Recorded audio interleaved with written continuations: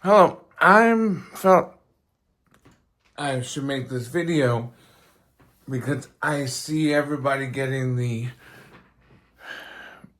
PG-800 replacements, the hardware ones, and I understand the appeal, but I want to make sure people realize just how great this iPG800 app running on any iPad is. I think it's actually a better solution.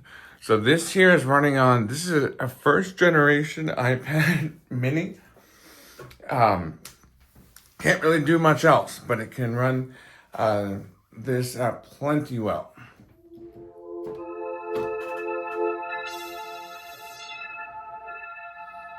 So you get full controls, but the cool thing and why I like it better than having the hardware is look at this.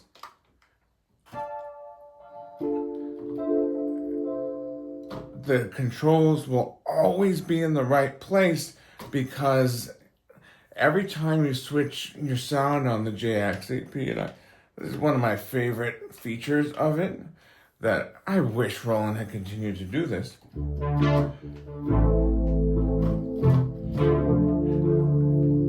It automatically will shoot out with sysx all the parameters for this whatever sound you load.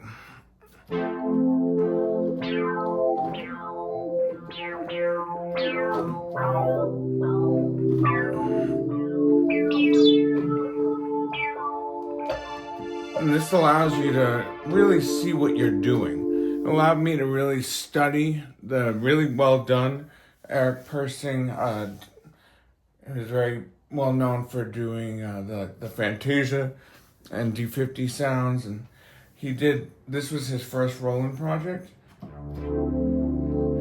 And he did some wonderful sound design. And I could never have learned to use this synthesizer as well as I have without studying, like, how did he get it? No, it's not the best piano sound, but it actually sounds like a acoustic piano from an analog synth. It's analog subtractive. That's... Oh, you probably noticed I have the analog delay that I've layered.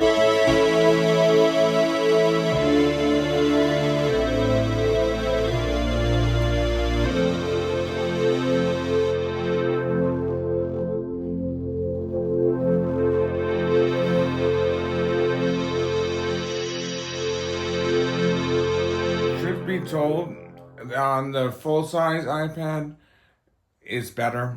You're right, because you have everything's just bigger. I'm using the mini here because this way I have this little thing dedicated for this purpose. But it will even run on an iPad first generation. 10 years ago, when I first got the JX8P from a friend, that's how I got it. With, his friend's mom's old iPad Generation 1, which can't do almost anything. But it can do that, and this app can even run, so like, there's a version for the MK70, and where's the D50 one? That would look, yeah, look. I bet this even would work with Roland Cloud, maybe. I mean, look, you got...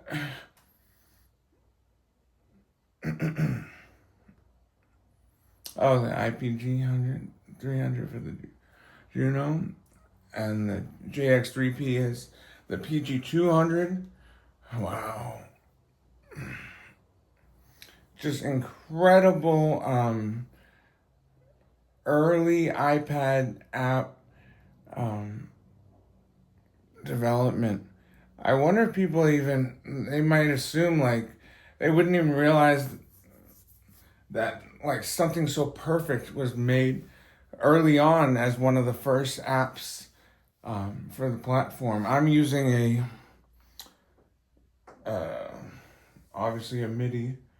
You need to have a MIDI interface connected to the iPad for it to work, the input and the out.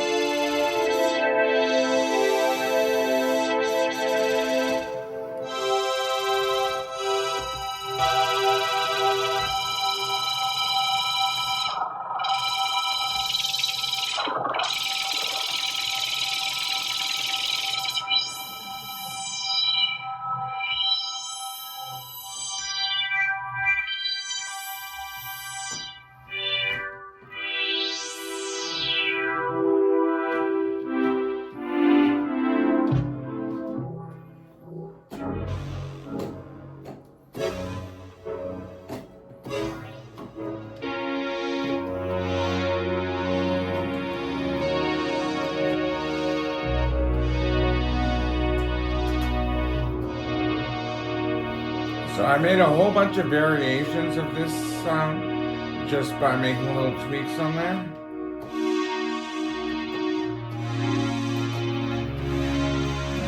And see, I can actually, because they move, I can actually see what's different about each one.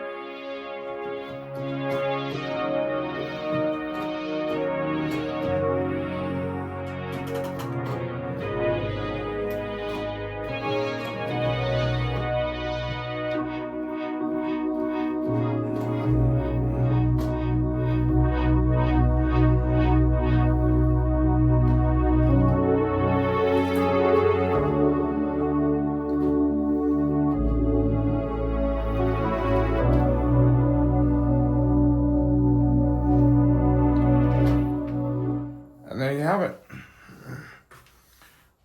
This app, I think it cost me $10 originally. But